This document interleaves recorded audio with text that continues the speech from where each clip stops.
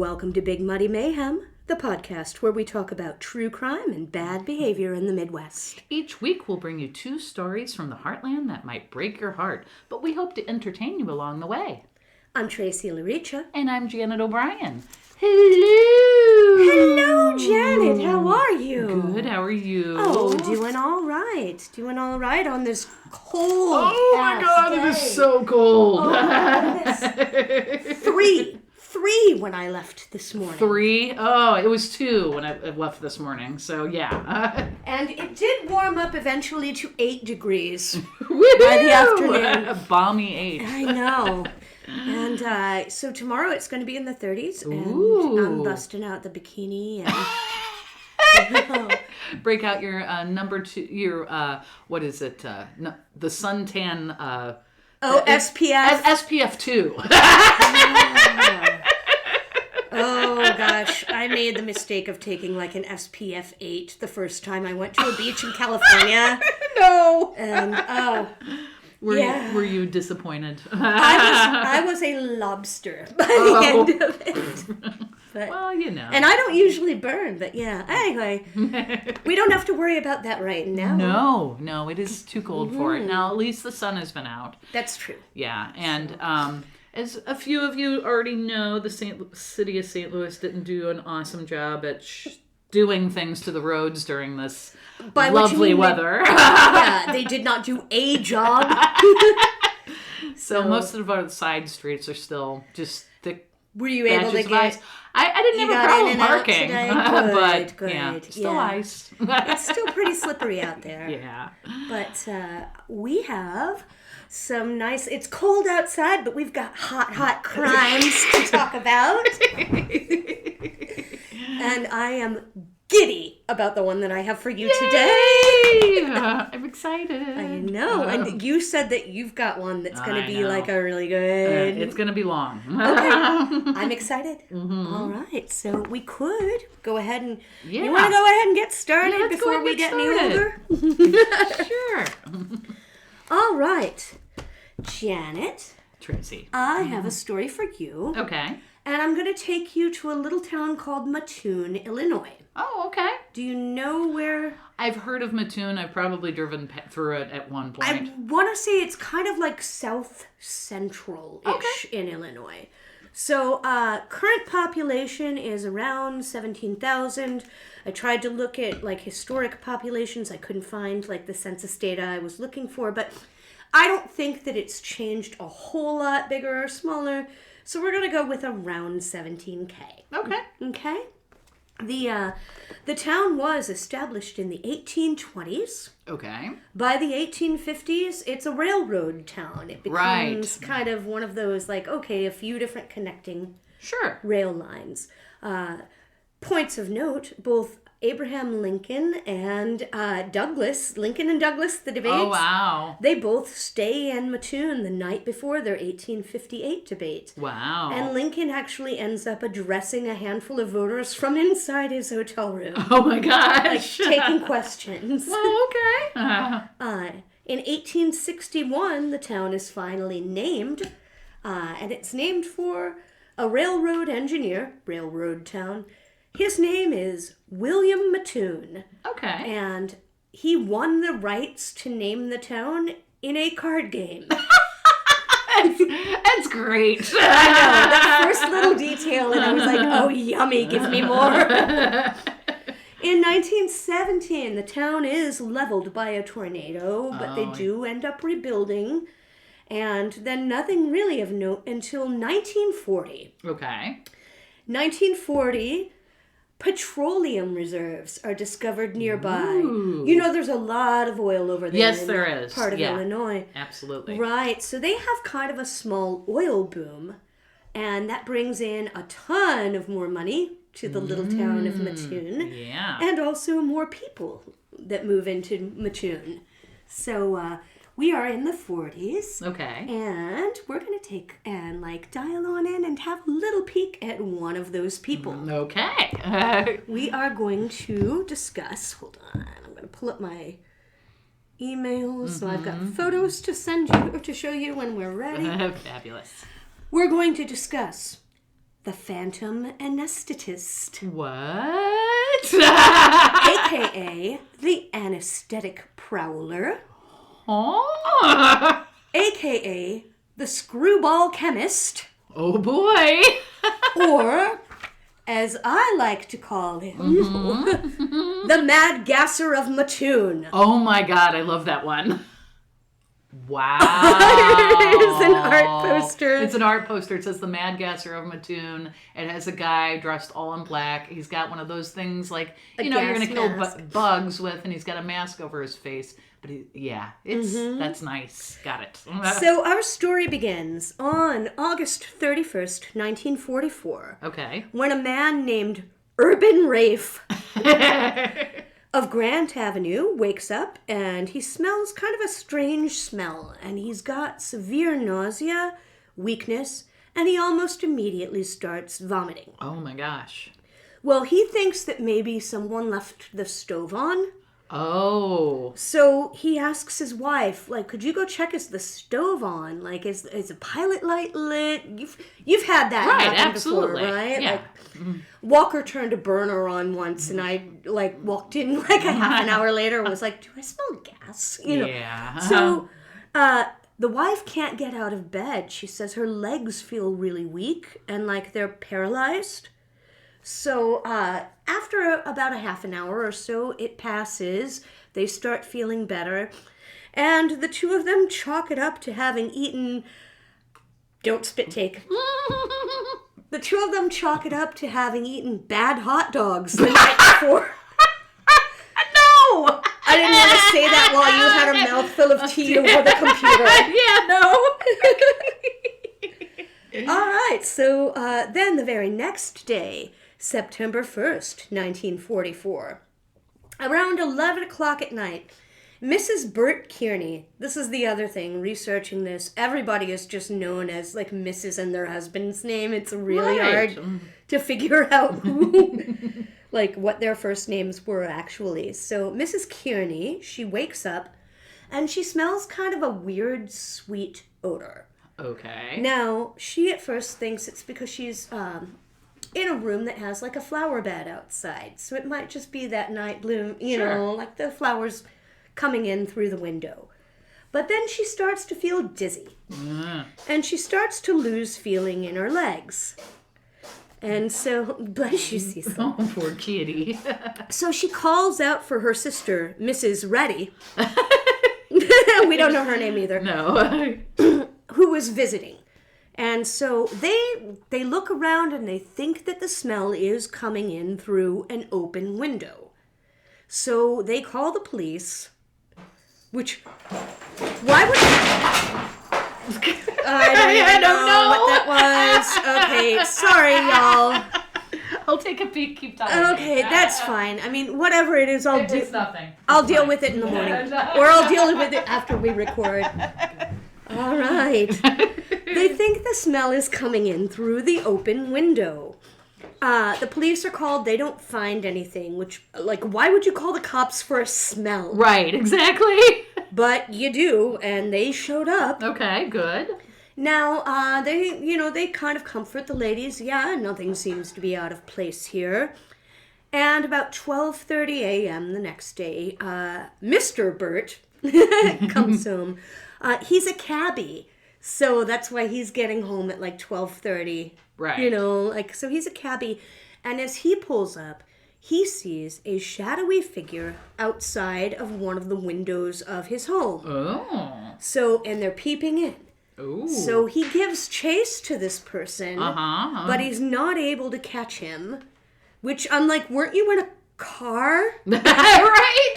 But ours is not to question why.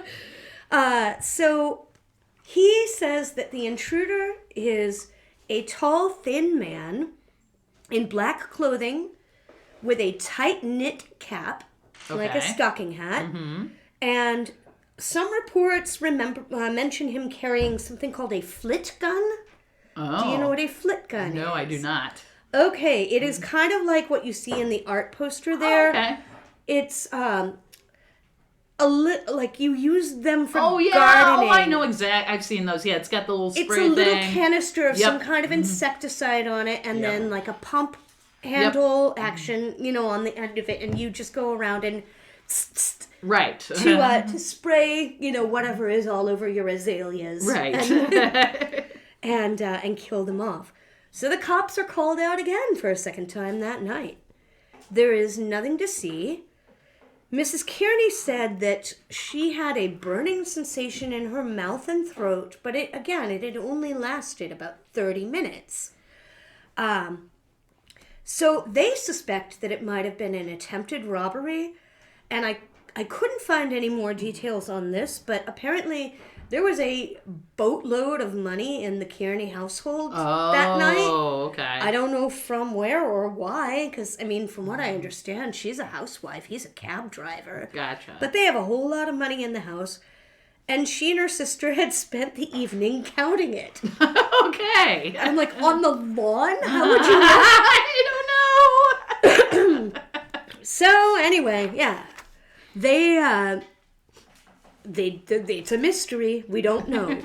But over the next couple of weeks, there will be many, many other reports called in. Oh, wow. With no ID and no physical evidence. But everybody's like, somebody's been creeping around my window. I smelled something weird. I that. So there's no physical evidence until... This might be my favorite part. September 5th, 1944, on North 21st Street in Mattoon. Carl and Beulah Cordes, we actually get to know her name. They come home at about 10 p.m. From being out, and they enter through the side door. A little while later, Beulah, she's kind of puttering around the house. You get home, you take your coat off, you feed the cat, whatever. And she goes to open up the front door so that she can get a little air through the screen in the house at night. It's the 40s. Right. She opens up the front door, and she sees that there's a piece of white cloth that is pressed up against the screen. So you're Beulah. Yeah. What do you do? Take off the thing covering the screen? What don't you do? Ignore it? I don't know. She makes a very bad decision. What does she do? She immediately picks it up and smells it. No! No, that's not what you do. That's what Beulah does. So I'm like, my God. Why? Why would you do that? Now, Janet, you kind of wonder, what would that look like? Like in what? Like, you want to see the scene play out? Well, my little pod friend, I have got a special little treat for you. Oh, good. This is the 1940s, and this is back when newspaper reporters were like way, way, way too much super extra. Yeah. So they recreated the scene so that it could be photographed for the paper. Oh my God. Are you ready for it? I'm ready. So here it is, Beulah and her... I love that they also pose her husband looking at her like, what the hell are you doing? That's great. She's kneeling in front... The screen door is open. She's kneeling in front of the screen door, holding it, looking up at her husband, and her husband is holding the screen door, looking down at her, going, with a look of, what the heck? Why? Why? Well, so they recreate the photo, but in the moment... she claims that when she smelled the rag, it felt like an electric shock had gone through her body. Oh, yeah. She immediately, again, starts vomiting. Her face swells. Her mouth and throat start to burn and feel constricted. And she is bleeding from her mouth. Oh, my gosh. She is sick for about 2 hours. Yeah. So, again, the police come out.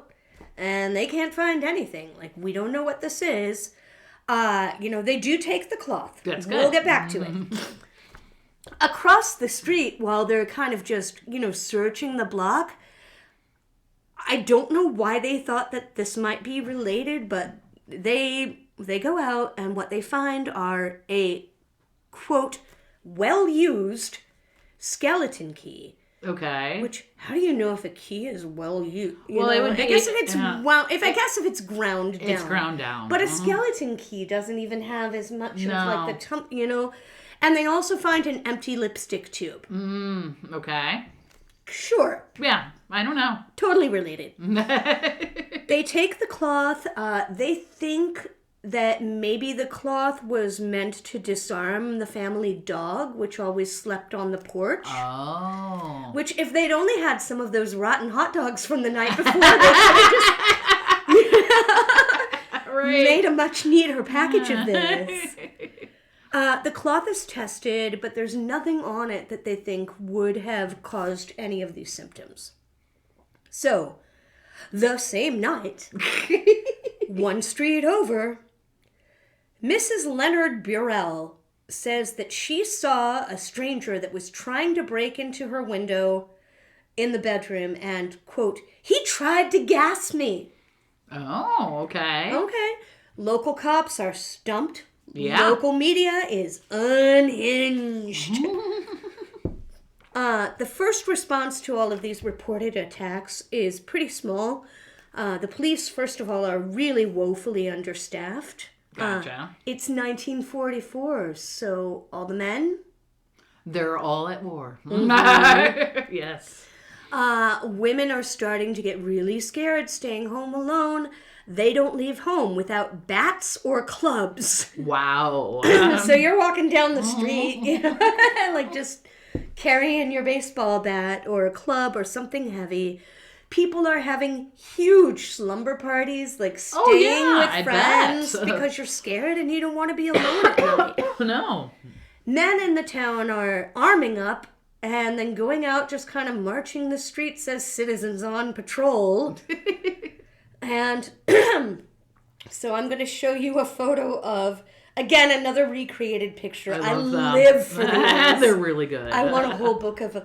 But these are several frightened women. There's one standing up, and she kind of has an expression of, oh my gosh. There's two women sitting on the couch. One has her hand on her head, kind of near her hairline, like pushing her head into her face. The other one has her hand in front of her mouth, like, oh my God, They literally pose them, like, clutching their pearls. And hands up to the head, like, like the Home Alone pose. Right. Oh my gosh. So, like I said, women are going out with clubs. Men are going out with guns. The police are saying, please do not do these things. They say, please don't linger in residential areas. And they're really worried that one of these Dudley Do-Rights is going to end up shooting and killing another one. Right. Because they're in small groups wandering around in the dark. Yeah. Armed and on edge. Everyone's on high alert. National news coverage starts. So I thought this was kind of, since it was wartime, I just liked this quote. And a paper of The Examiner in Long Beach, California says, an open first-floor bedroom window became harder to find than a pair of nylons. Because all the nylon was for the war effort. Right. Well, the cops are obviously not up to snuff for this, so the FBI gets involved. Oh, wow. And sends 5 different units of Illinois state troopers to go assist. Between the 1st of September and the 13th of September, 21 separate attacks are reported in this town. That's crazy. 21. One pair of sisters did call 3 times. Yeah. They were Miss Maxine and Miss Frances Smith. And they called out once. It was nothing. They called out again. And I think on the 3rd one they said that they, quote, saw a blue vapor and heard a motorized buzzing sound believed to have been from gassing machinery. Which, what does gassing machinery sound like? I mean, right. Can you do it? Can I do it now? Yeah. I can't really get the full armpit for it. We'll try again later. Police are chasing leads, and they're also kind of just chasing their own tail. Sure. One report was like somebody like, oh my god, you need to come out. There's this weird, loud, rumbling sound. It's outside of my window. It was a loudly purring cat. Darn that cat. That's right. Walker. Sometimes reports of attacks come in at the very same time, but from different sides of town. So, September 6th, 7 reports on that evening alone. So it literally could not possibly be the same person.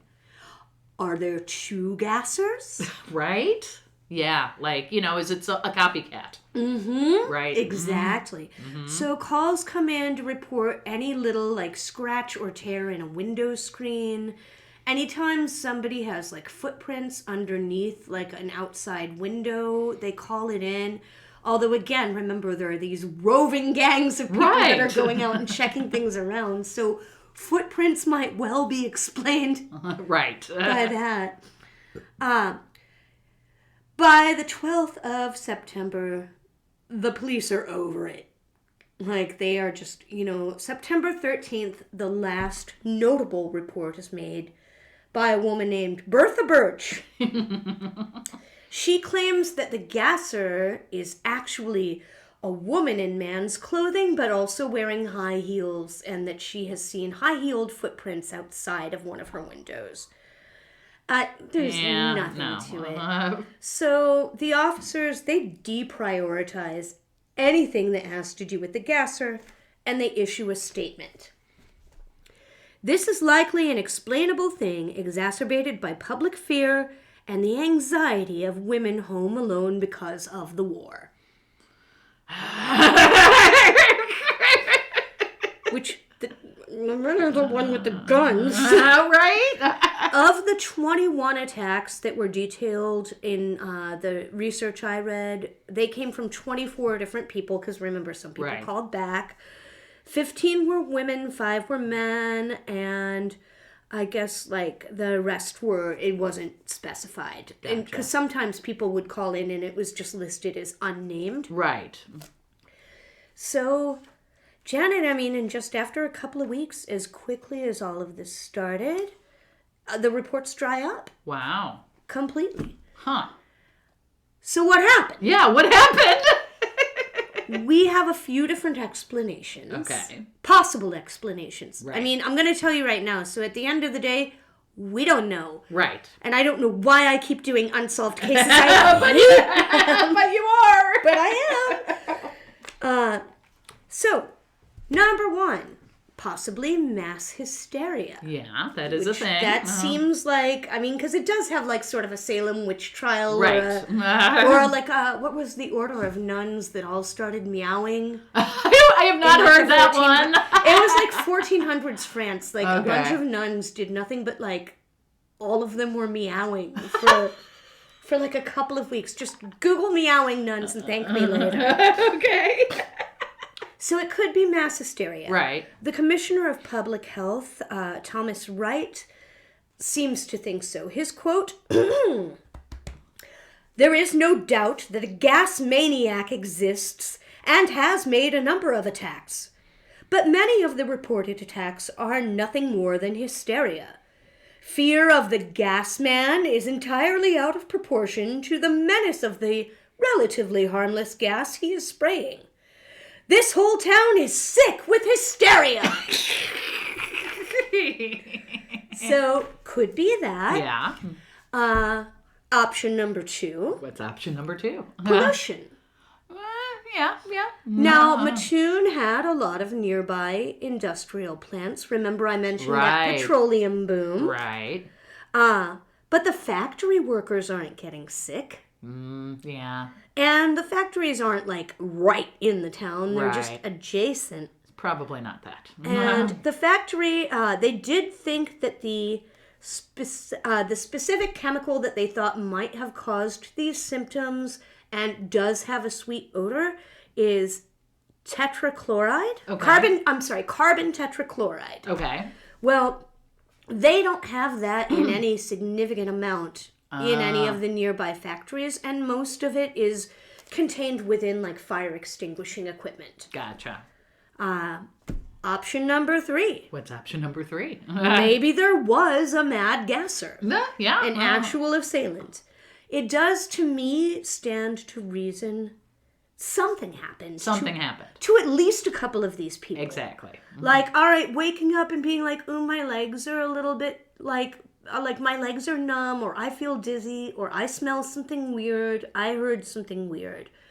You can explain that, but waking up or like projectile vomiting blood from the mouth like that means there's something happening. That's not psychosomatic. No. Like, unlikely.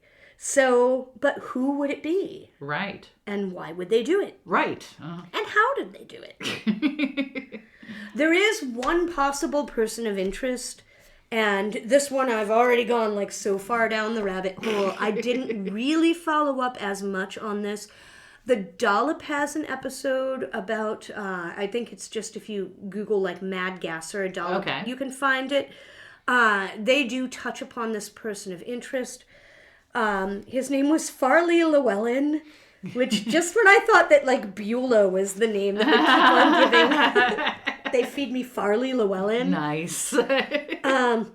He's the town drunk, but also kind of the town genius. Oh. And he was rumored to have had a secret laboratory. So they kind of touch upon him. I don't know why. I mean, this isn't a big town. I don't know why the local authorities never looked farther into him. His family ran the grocery store in town. There's a book by a man named Scott Maruna, and it's called The Mad Gasser of Mattoon, Dispelling the Hysteria. Oh, wow. So if you want more, this guy is, the author is like, I think a high school like chemistry teacher that kind of made it his passion project to look this up. Right. And he wrote, it's a short book, I think it's only like a little over 100 pages, but that kind of makes the case for Farley Llewellyn having been the gasser. Gotcha. The only other thing that I saw is that there are, of course, as always, people that think that it might have been some kind of like paranormal, ghosty, spirity thing going around gassing people. And I doubt it. I know. I was going to say, I don't really believe that one. Right. It doesn't track, with anything paranormal. But that's where we are now. The nice side, kind of the silver lining, nobody died here. Right. And people got sick for a couple of hours, and definitely people were terrified. But nobody was seriously injured. That's good. That's really good. So if you're gonna have a mad gasser creeping around and like, squirting flit guns at you, at least everybody in Mattoon walked away from it. Right. So that is my story of the screwball chemist or the mad gasser of Mattoon. I love it. That's great. That's a good story. Yeah. I like it. All right. So we're getting into we're jumping right in the pool with yours, right? A deep one? Yeah, so mine could be a 2-parter, it could be a 3-parter. We'll see how I feel when I start writing the second part of it. But it might go into 3. We'll see. So I'll be here. Good. So I was trying to figure out a good story and considering things that are going on in our world. Oh, like what? I don't know. Something about an election. Something about transfer of power. Something about corruption. So I was like... Something about Nazi. So I went for a good old Midwestern by the name of Warren G. Harding. Oh! The president? Yes. Oh. Because why not? I kind of love this. Yeah. I love this for us. He was the 29th president of the United States. Oh, yeah. Okay. So we're going to start off back when he was born. And then this is so freaky. Turns out my birthday is November 2nd, Warren G. Harding was born November 2nd, 1865. Wow. So now I know another famous person that shares my birthday. You guys can have parties together. Exactly, except he's dead. He was born in Blooming Grove, Ohio. Okay. He was raised in rural Ohio. He went by the nickname of Winnie when he was a child. Oh. He is the oldest out of 8 children. He was born to George. His father was George Tryon. It's Tryon. I keep on trying to say Tyron, and it's like, that's not it. I get Tryon. Is it Tryon what you get before you buy a strap-on?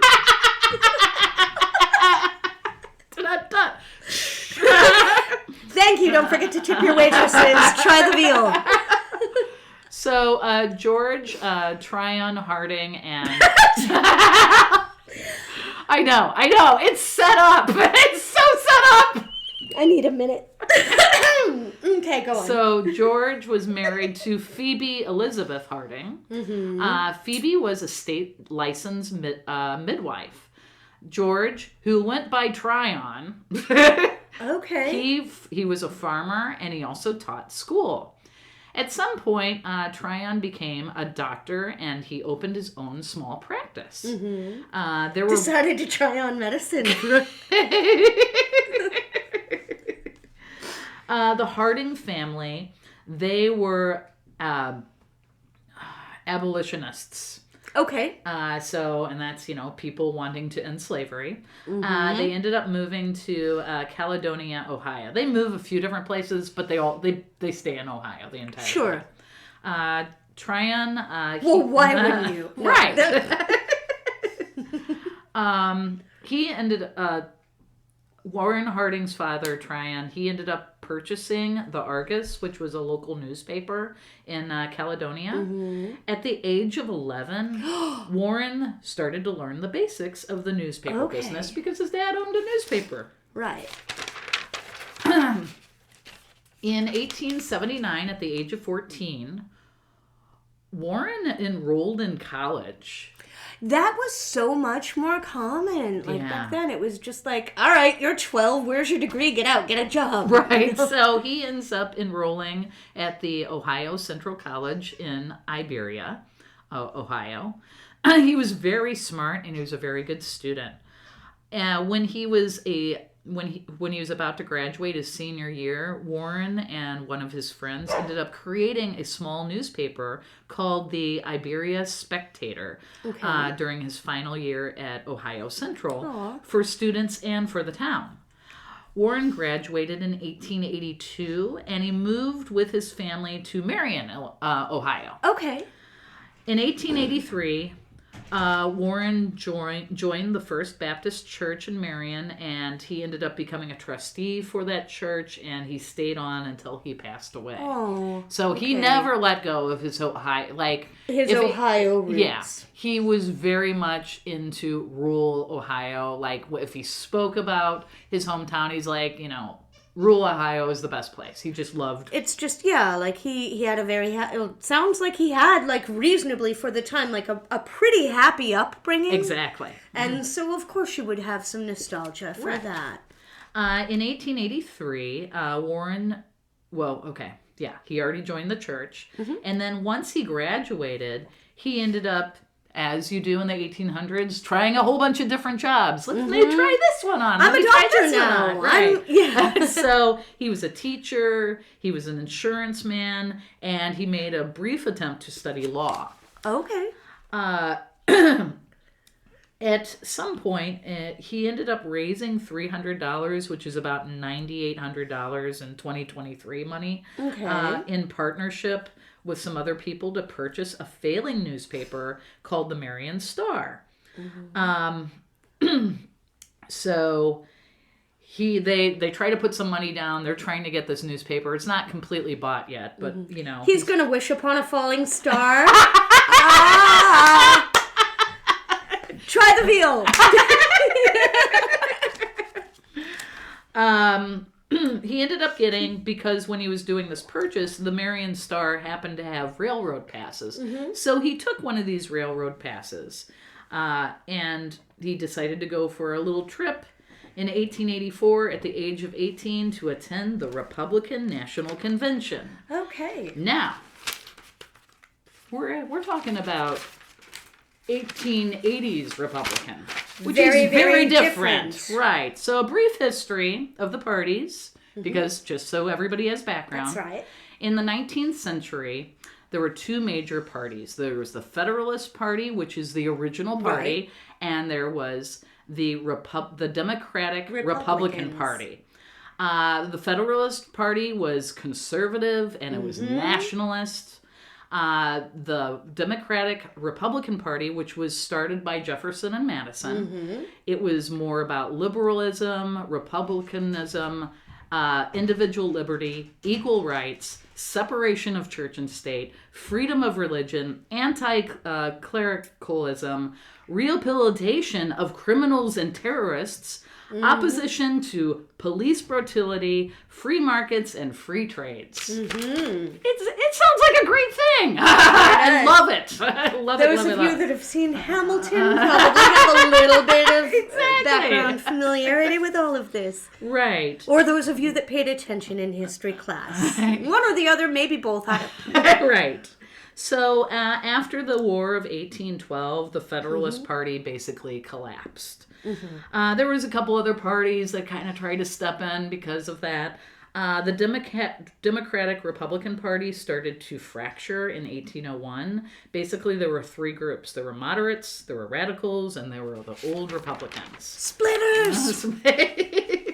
In the 1860s, Republicans dominated northern states, wanted to expand federal power, which helped fund the Transcontinental Railroad and the state university system. And Democrats were dominated by the Southerns. Between 1816 and 1936, that's when that really started to clearly there's a separation between... There's an ideological difference. Exactly. Between the two groups, and they want entirely different things. Exactly. Even if they might have had common goals at the first, things are moving in different directions. Right. Now, obviously, after...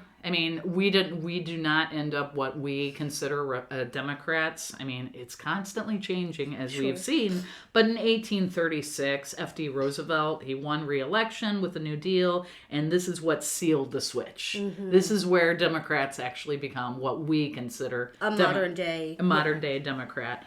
Democrats now wanted to help with social issues, and Republicans wanted to curb federal power. So let's get back. I just needed to give a little history lesson. So yes, I was going to say. So there we go. These are our players. We know our cast of characters now, and let's get back to the hearting of it all. So Warren, he is following the Republicans. He basically was. He would tend to go to a lot of these Republican conventions. He supported a nominee by the name of James Blaine. In the 1880s, Warren Harding built up the Star, growing it from 4,000 people getting the newspaper to 12,000 people in 1900. That's pretty sweet. Yes. I was going to say that's significant. I wish we had that many listeners. I know. Subscribe and leave a comment. Per biographer John Dean on Harding, his civic influence was that of an activist who used his editorial page to effectively keep his nose and a prodding voice in the town's business. Okay. So he was using his newspaper to be an activist. In 1886, Warren Harding starts a relationship with Florence King, who at this point is going through a divorce. Florence is 5 years older than him. She ended up marrying someone, but when she returned back, she just returned with the child and not the father. Oops. So she was the daughter of a local banker and developer by the name of Amos Kling. Amos was raising Florence's child from her divorce, but the Kling was raising the king? Yes! That's where we are. But Amos, because he's a big deal, I assume he probably didn't like Warren. And so Amos, Florence's father, starts spreading rumors about the Harding's whole family, saying that they have African American blood. Oh. This was only in 2015 was finally dispelled by a test. Oh my God. So this is just... So people have literally been like whispering about that for that long. That long.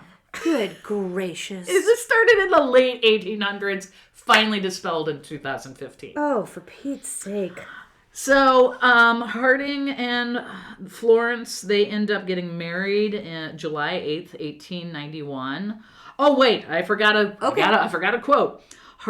When Harding did end up threatening Florence's dad, said that he would beat the tar out of the little man if he didn't cease saying these things. Okay. So he was not happy. And he's not afraid to, I know, I'm still marrying her. Mm-hmm. So they get married July 8th, 1891. They have no children.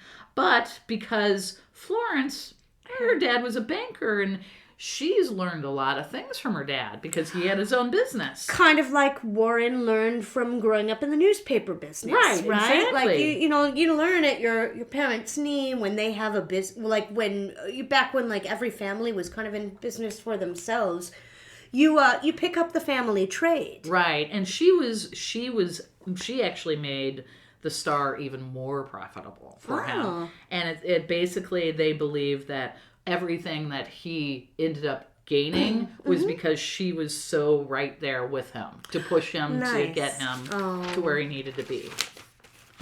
At age 22 in 1888, he was a delegate for the Republican State Convention and continued to be. He would get reelected as a delegate every time till he became president.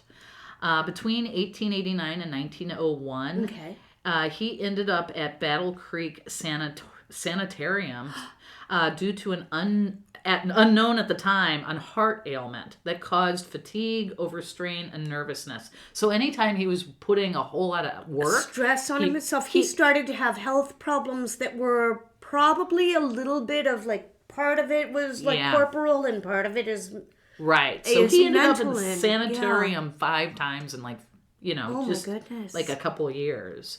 At one point when he was in the sanatorium, the business manager ended up quitting or got fired. I don't remember. So Florence ended up stepping in that position. She was the business manager, and when he was working, she was basically his assistant. Right. But she was able to work that position so he could go out and do speeches and all that kind of thing. So she really was his backbone. Sure, absolutely, and also kind of helps to protect that legacy. So maybe if he is at like a weaker moment, then she's there to make sure that he isn't doing anything that is going to be, off the rails or that is going to, hurt his...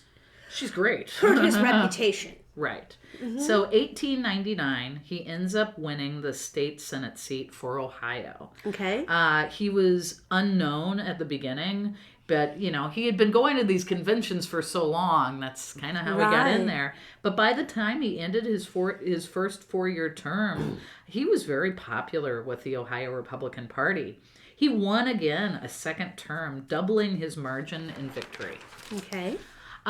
Most politicians at this time, he accepted that patronage and graft to provide government jobs and favors to their supporters in exchange for political loyalty. So it was not uncommon to go, all right, I'll give you a thing. You scratch my back, and I'll give you a thing. Warren Harding arranged his blind sister, he had a sister by the name of Mary who was blind, to be appointed as a teacher at the Ohio School for the Blind, even though there were better qualified candidates.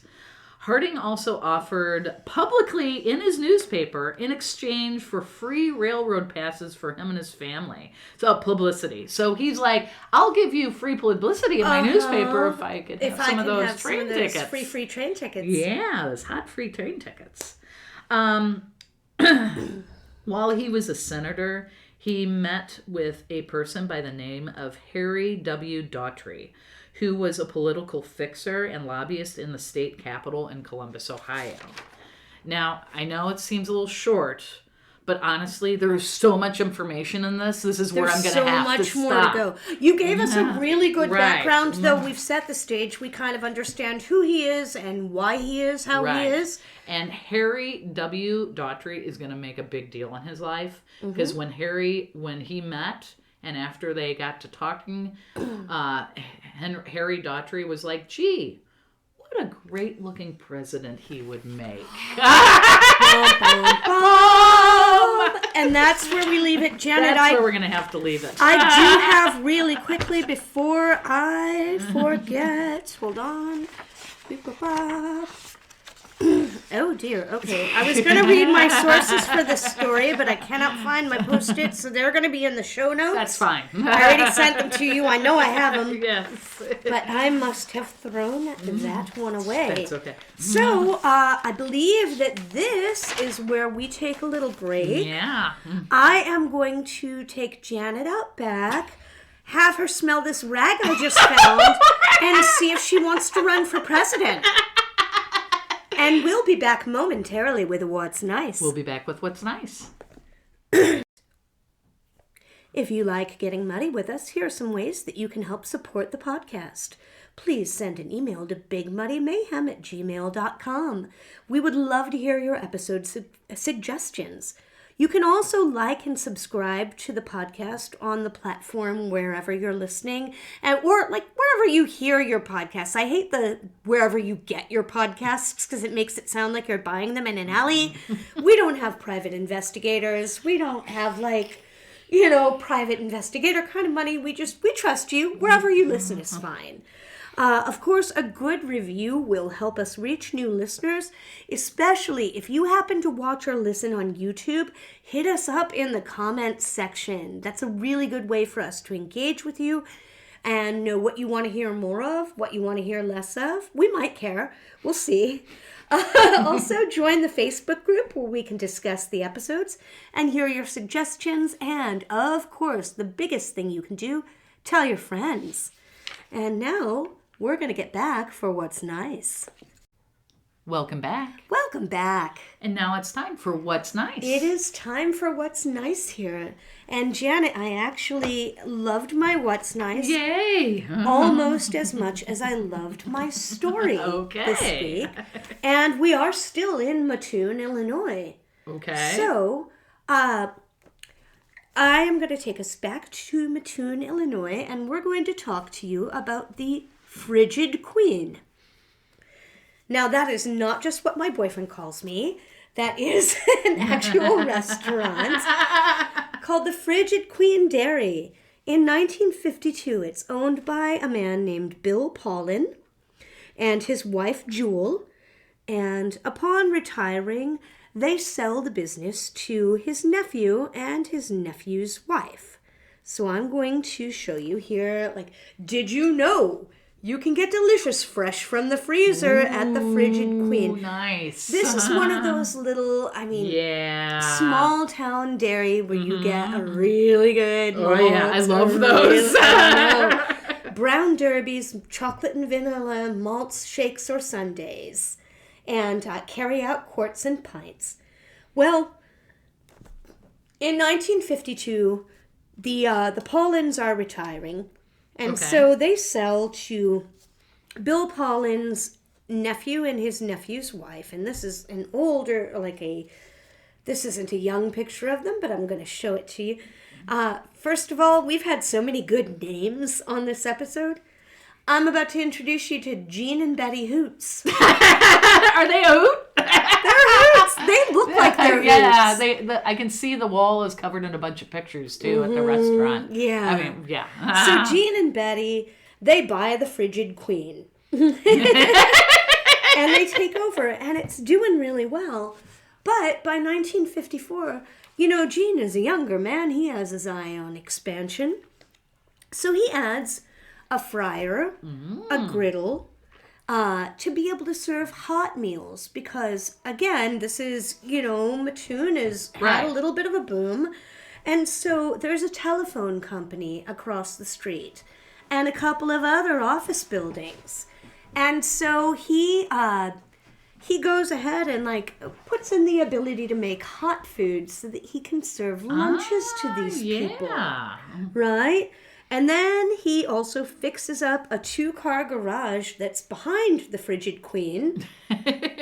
And he turns it into a little lunch counter. Oh, okay. I'm going to put my finger over this because you can't see it yet. Okay. So there's the little lunch counter. Okay. It looks like it's practically Waffle House size. Yeah, exactly. Just a little tiny standalone building. And now they're serving hot food, hot lunches. Well, you're serving hot food. You can't serve hot food out of a place called the Frigid Queen, can you? So they decide that they need a name change now that they're no longer just ice cream. Well, Gene has a suggestion. He wants to call the place the Hot Dames. No longer the Frigid Queen, now we're the Hot Dames. Betty puts her foot down on it. No. Absolutely not. You dirty old man. So she decides, she's like, no, the Hot Dames will never do. Frigid Queen, every queen needs a king. Oh. I'm waiting. I have 2 guesses and I'm waiting. So they call it Burger King! That was one of my What was your other one? Dairy Queen. Oh, Dairy Queen or Burger King. It's one or the other. So they call it Burger King. Burger King Mattoon. In 1959, Gene registers the name as a state trademark in Illinois. Meanwhile, in Florida, there's a business with the same name that is rapidly expanding. By 1961, this Florida chain has opened up in Skokie, Illinois. And they have plans for 50 more restaurants within the state. So the Hootses, they file a suit in state court. With a local Mattoon lawyer, just like the guy that works, down in the strip mall, for their representation. Burger King of Florida responds with a federal suit and at least half a dozen high-powered corporate lawyers. The case goes to court. It ends up going to the 7th Circuit Court of Appeals. Now, the decision, because of the federal trademark that the chain has, federal law is prioritized over state law, of course, right? Right. So Florida Burger King has the rights to the name. Everywhere but Mattoon. Because the Hootses not only had that state trademark, but they had prior actual use. The Burger King in Mattoon was actually operating under that name prior to the Burger King, because I think Burger King, the chain, they were called Easy Burger King, and then they changed it, so Burger King, the name, belonged to the Mattoon restaurant before it was trademarked by the chain. So, this case, I thought this was interesting. I'm no attorney. We've got lawyer friends. Hi, Dan. Hi, Ed. Hi, Jeff, if he listens. This case is considered a very important interpretation of something called the Lanham Act, which is the primary federal statute governing trademark law in the United States. Okay. So now, the Hootses, they're not going to be able to use Burger King outside of Mattoon. Okay. But the Burger King chain cannot place a location within a 20-mile radius around the Hoots' restaurant. Burger King Florida, after all of this, and they dragged them through this very expensive, like, stressful, lawsuit. Burger King Florida comes back and tries to offer the Hootses $10,000 in exchange for the rights to operate within the 20-mile radius. And the Hootses respectfully say, you can't have it your way.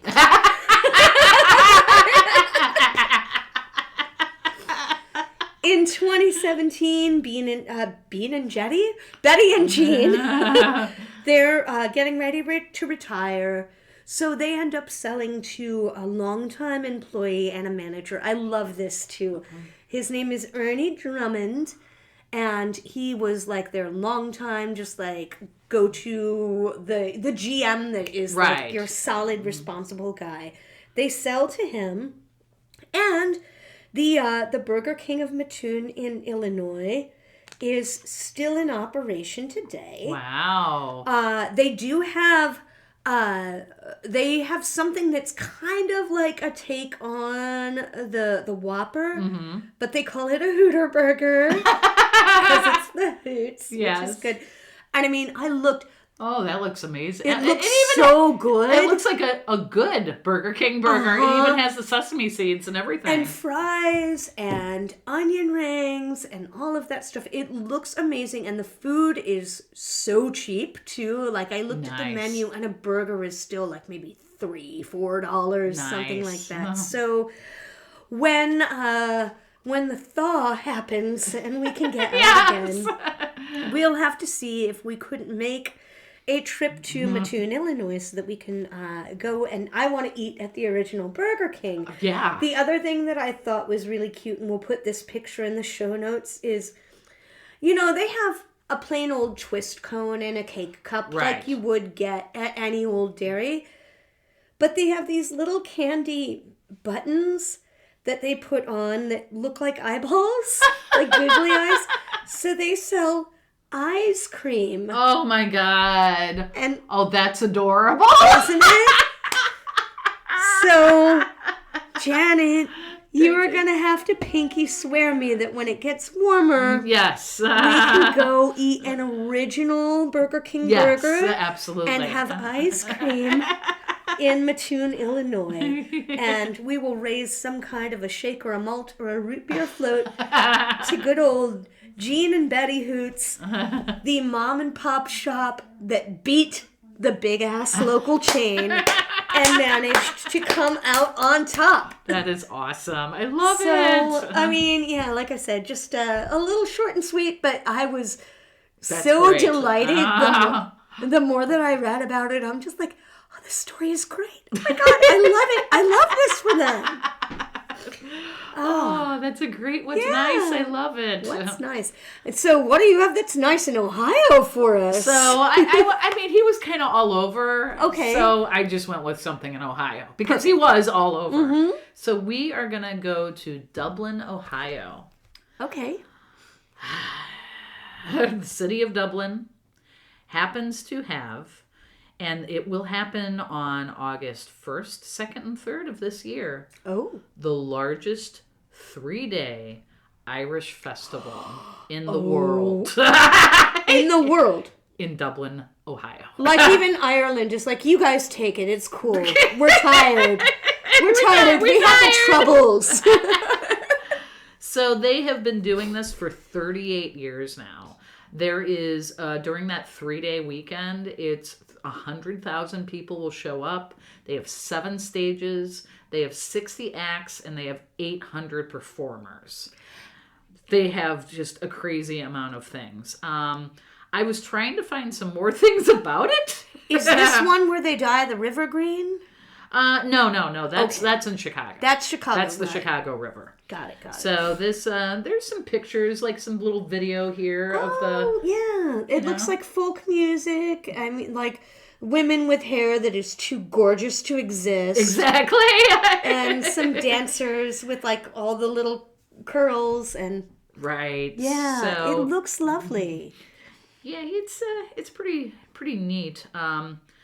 Between 1988 and 1992, Dublin, Ireland's millennium marked a new beginning in Dublin, Ohio. The Dublin Irish Festival. The festival was introduced dancing, musical performances, and other entertainment to celebrate Irish history and tradition. 3 decades deep, too. That's a long time. I know. That's really great. So Fantastic. they've been doing that, and it looks like a lot of fun. I mean, you and I are always, both of us are suckers, and I think a lot of our listeners are as well, for like a little hometown festival. Right. Or so like a little they have like a lineup from like 2024. They had Ally the Piper, Bastard Bearded Irishman, Drowsy Lads, Gaelic Storm, Jig Jam. I love the names of these. They all sound like they could be folk bands or also wrestlers. Right, exactly. Ally the Piper, I think I actually follow her on Instagram. She's quite amazing. They don't have the lineup for this year yet, obviously, because it's still the beginning of the year. Ally the Piper. See, now I gotta go look it up because it's gonna drive me crazy to know if you've heard right. I'm like, is this the same person I'm thinking? Oh yeah, it totally is. Okay, wonderful.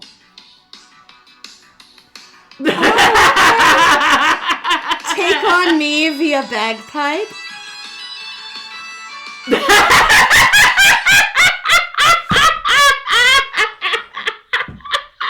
Episode 59 is the one where Janet broke me.